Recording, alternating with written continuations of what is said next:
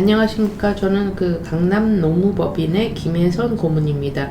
오늘은 정보수 노무사님을 모시고 근로기준법 제57조 보상휴가제에 대해서 한번 말씀을 나누도록 하겠습니다. 우선 정의를 한번 말씀해 주시죠. 네, 안녕하십니까. 공인노무사 정봉수입니다. 보상휴가제라고 근로기준법 57조에 나와 있습니다.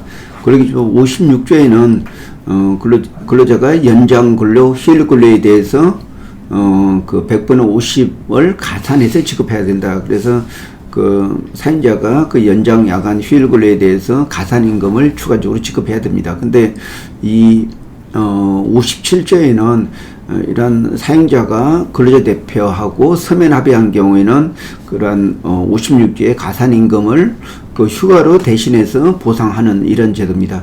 그러니까 임금을 주지 않고 그 대신에 휴가를 주는 이런 제도입니다. 그래서 보상휴가제라고 하고 있습니다. 이 보상휴가제의 전제는 조건은 근로자 대표의 서면 합의가 있어야 된다는 거, 그런 부분이 있고, 그리고 또 이게 연장, 야간, 휴일 근로에 대한 임금을 휴가로 대체하는 이런 제도가 될 수 있겠습니다. 네, 그러면 근로자 대표와 서면 합의라는 거는 모든 근로자들이 이 대표가 서명한 그거에 따라서 똑같이 적용이 된다는 말씀인 거죠? 예, 여기서 서면 합의하라는 거는 보상휴가 제도에 대해서 제목을 정하고 거기에 대해서 근로기준법 56조에 있는 연장, 야간, 휴일 근로에 대한 임금을 가름해서 그에 상당하는 휴가를 준다는 것에 대해서 해당 근로자를 대표한 근로자 대표하고 서면 합의한다는 내용입니다. 다시 말해서 이제 이 근로자들을 대표할 수 있는 근로자 대표가 필요합니다. 그래서 이제 예를 들어 현장직 같은 경우는 현장의 생산직 같은 경우는 생산을 대표하는 노동조합이 있으면 노동조합, 그런 노동조합이 없으면은 그런 사람들을 대변하는 그런 근로자가 되겠습니다.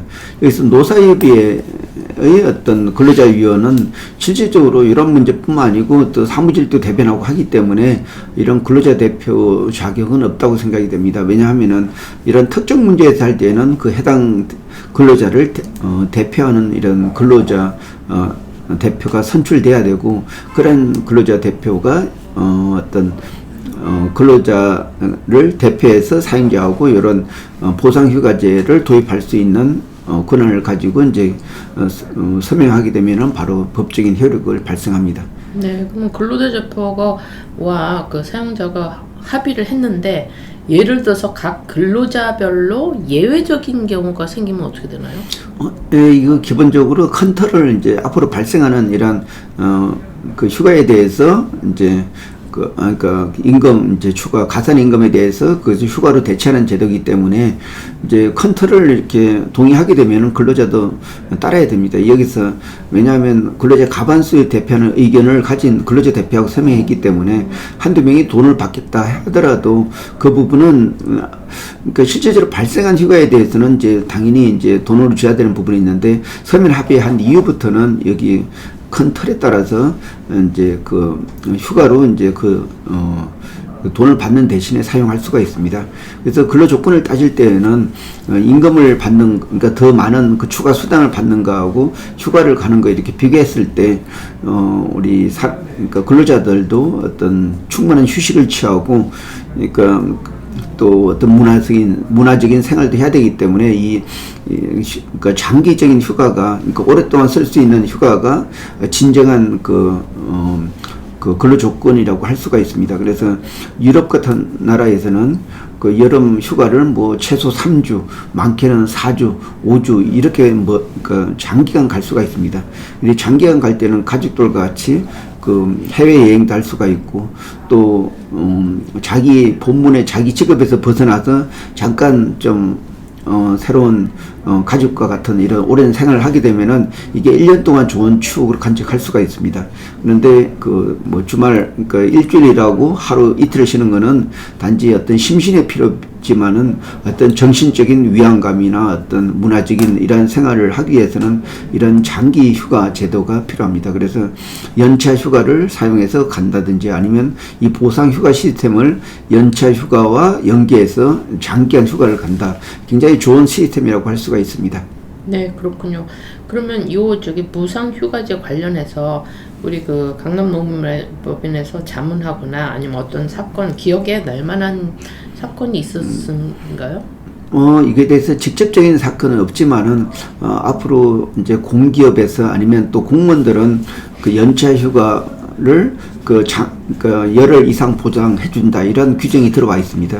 그래서 민간 기업들도 이런 장기 휴가 사용 제도를 도입을 해가지고 좀 더 그 근로자의 어떤 생활을 좀 질적인 생활을 좀 도와줄 수 있는 그런 시스템이 필요하다고 생각됩니다.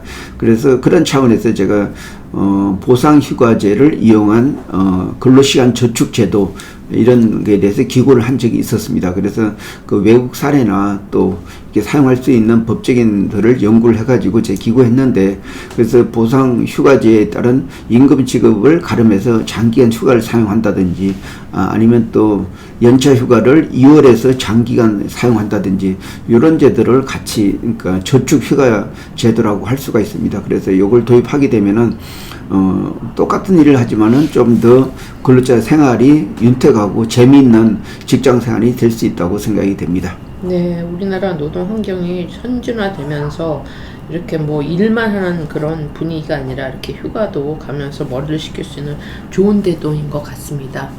오늘 말씀 감사합니다. 예, 고맙습니다.